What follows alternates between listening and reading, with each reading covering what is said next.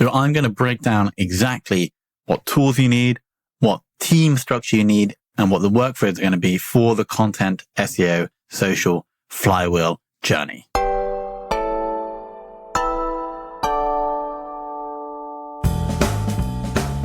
All right, welcome back to this very special podcast series where I think it's the first of its kind, where we're going to be going through the exact process, the steps that we are taking to build out what we're calling the content, SEO, social flywheel, or in other words, the content machine. Now, if you're not sure what that is, then go back to the episode before this on the feed where I explain exactly why we're doing this, what it is, and why you should also be doing this. If you're, say, the founder, CEO of a B2B company, then maybe you're not going to be the person who's going to be implementing this, in which case I would recommend sharing this with your marketing manager. If you're the marketing manager, then it's probably going to be you. Though if you're the founder or CEO of a smaller company, you may also be implementing this, so it could be hyper relevant to you. But in today's episode, I'm calling this one the plan, where I'm going to outline the team structure that's needed, the setup, the tools that are needed, the metrics we're going to track, and then I'm going to dig into the individual workflows within this whole process that enable us to build that flywheel. So let's jump in first and outline the team requirements or the people requirements that are going to be needed in order to implement and effectively get the flywheel turning. So first up is you. Now, you are probably either founder, CEO of a smaller company or the marketing manager or marketing resource in the marketing team of a larger B2B company. Now, your job is essentially to be responsible for everything, or responsible or accountable for everything. All the metrics that we're going to be talking about later in this episode, you are responsible for improving them. You're almost the sponsor of this project. If you're the founder, CEO, you probably don't have a boss, or the board, essentially your boss, and you're saying to them, we're going to invest this amount of time and funds over 6 months. This is what essentially we're going to get back from that. And the same if you're the marketing manager, you're either reporting to the CMO or potentially directly into the founder, CEO, or maybe even the COO. But again, you're saying we're going to invest this amount of time and cash into this project, and this is what we're going to see in terms of metrics.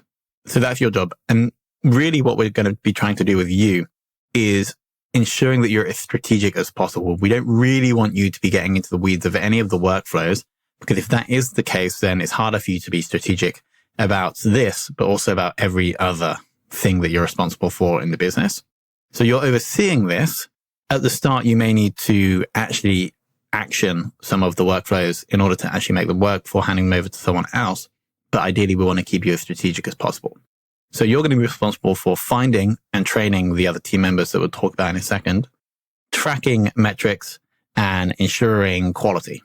That is going to be the limit of what you should be doing in this machine. Next up, we want to have a full-time admin/outreach person. Now, we want them to be full-time because these people are relatively inexpensive. We could probably find someone reasonable on Upwork for, let's say, $10 an hour. We're going to have them full-time, and this really is going to unlock all of the smaller admin tasks that you don't need to be doing. They can be doing all of the outreach that we're going to be doing. They're going to be doing this. And so we recommend having this person full-time. They can be freelance or they can be in-house. You can find very good people on Upwork or other freelancer marketplaces. Next up, we're going to need a graphic designer. Now, this person can be part-time, but we are going to be wanting to design images and potentially even videos that are going to enable us to get more engagement on social, and a designer is crucial for this. This designer should be working with the brand guidelines of your company already, so they won't really need to design like new things. Typically, they'll just be working through those guidelines to create new types of assets. And so they won't need to be like hyper skilled. They don't need to be like a really experienced designer. They can be a junior/mid-level designer. Next up, we're going to also need 1 to 2 writers. And I suggest these writers are typically freelance, and we can either pay them either per amount of words, or actually I prefer to pay them per hour. And we typically pay writers between $20 and $40 per hour. And that will get someone who has experience writing within the niche. This is super important. If we're going to be able to create content that our ideal customers actually want to consume and that actually helps them with their goals, we are going to need someone who has domain expertise. Now, that person is typically you. And so you can kind of insert that domain expertise into the writing. But it's also very useful if we have the writers with actual domain expertise. And so that's why we want to keep these people freelance, so it's easier to find someone with domain expertise and then also pay them a little bit more, so around $20 to $40 per hour. So that's the team. Yourself, probably you're full-time in the business, but this might be, say, between 10 and 30% of your time. You're going to be strategic. And then we have one full-time admin person, probably around $10 per hour if you're going freelance, maybe less if you employ them full-time. A part-time designer, they need to be junior to mid-level. And then 1 to 2 writers, freelance, paying between $20 and $40 per hour. Next up, let's talk about the setup and tools. And so we use 4 different things. We recommend using these, but obviously if your company uses different things, different tools, then you could switch those in. So we basically need a project management software. We need some way to communicate asynchronously. We need some way to communicate externally via email. And then we also need some way to store all of our assets. So for those 4 things, we use Trello for project management. We use Slack for asynchronous communication. We use Freshdesk for external communication via email. And then we use Google Drive in order to store assets. And so Google Sheets to create what we call a master tracker, and then also tracking metrics within that sheet. And then we use Google Docs to write out strategy and to store written content. So there are obviously alternatives to all of those 4, but these 4 do tie nicely together. They all integrate, so they can all talk to each other, and you can have alerts set up within Slack for Trello, Freshdesk, and Google Drive. And so these 4 all fit nicely together, but I'm assuming that Asana could also slide in there quite nicely. I'm assuming that Dropbox could also replace Google Drive. So let's dig a little deeper into the setup within each of these. So we have one Trello board called the Content Machine, which has all of our resources within there. We also then have lists for the stages of different tasks. So we have a pipeline, a list where this is for tasks that are no longer that we don't actually need to action right now to do. And then the task we now need to action that in progress, in review, and then live/done, then on hold. And so for all of the tasks we're going to be discussing later on in this episode, they will have a Trello card assigned with a relevant due date, with the right label, and also with the right person assigned. So at any one point, you, the marketing manager / CEO, can jump in there and understand the current state of all the work within the Content Machine. Now in Slack, we have one channel, which we call the Content Machine, which all those updates, significant updates in Trello, e.g. when a card is moved from one list to the other, they are posted into Slack. So again, everyone can see what's happening.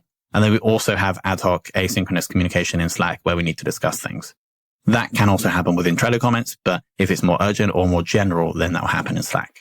Freshdesk is used to communicate externally. So it's essentially a help desk ticketing software. And so we can send outbound emails from that. And also when we get replies, everyone can view them and then we can assign them to the relevant person who needs to reply. And then Google Drive, we have one folder called the Content Machine, and then we have subfolders within that for different workflows. We have a master tracker, which is a Google Sheet with different tabs tracking different things. And then we also have one strategy doc, which is in a Google Doc. Then, of course, every blog post or every social post is created within a Google Doc.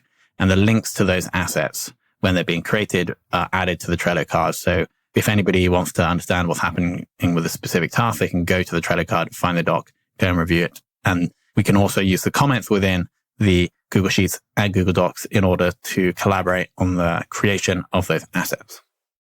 All right. And let's now move on to metrics. So essentially, the few metrics that we're definitely not looking for, are the few metrics that we are looking for. So first off, we are not looking for email leads generated.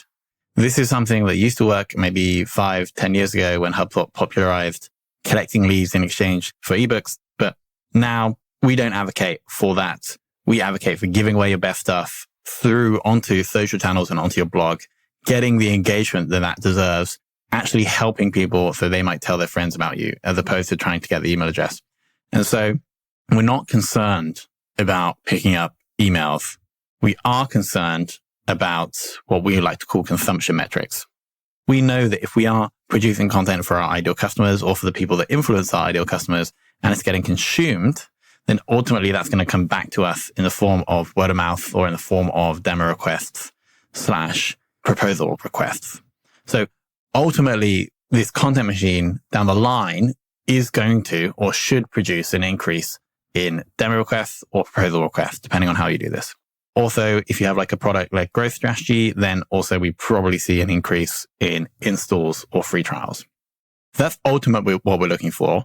But within the first kind of 2 to 3 months, we're not going to be too concerned about that because there are other metrics that are leading metrics that if we get those right, then we definitely will see the increase in those other metrics. So those consumption metrics that we're going to be looking at are going to be web traffic, podcast downloads if you're running a podcast, and then social engagement / impressions.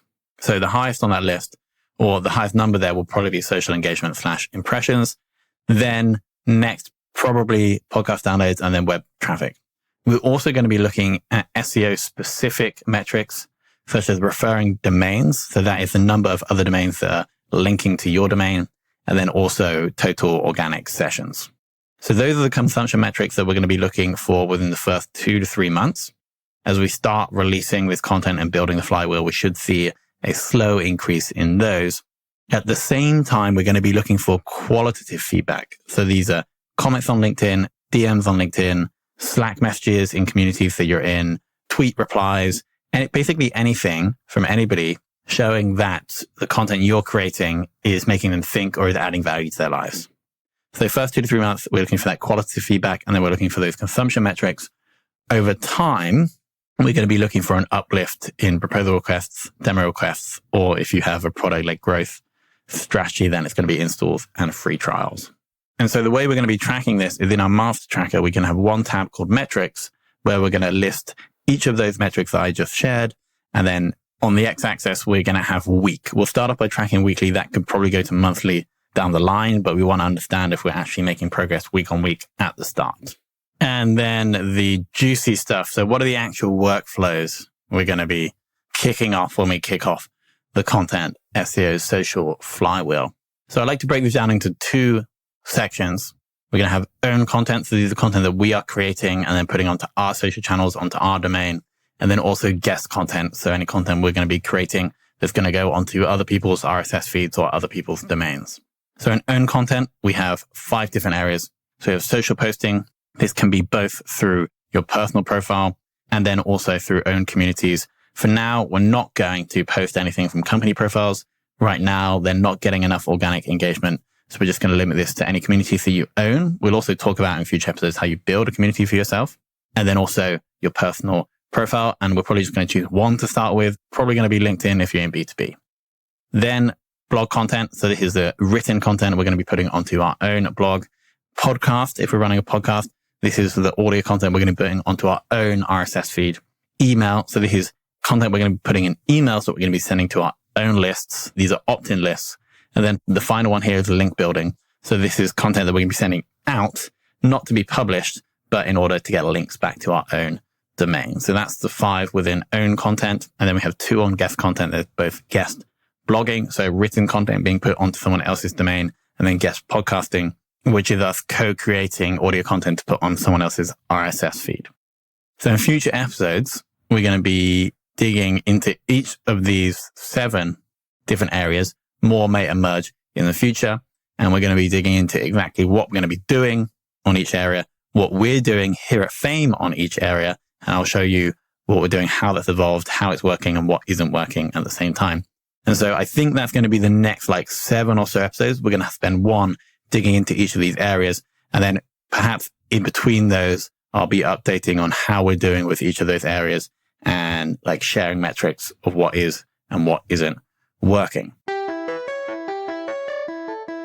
So I hope this episode was valuable. I hope you have a good understanding of what we're actually going to be doing within the content SEO social flywheel / the content machine. In episode 1, we talked about what this is, why it's worth doing, why you should be doing it.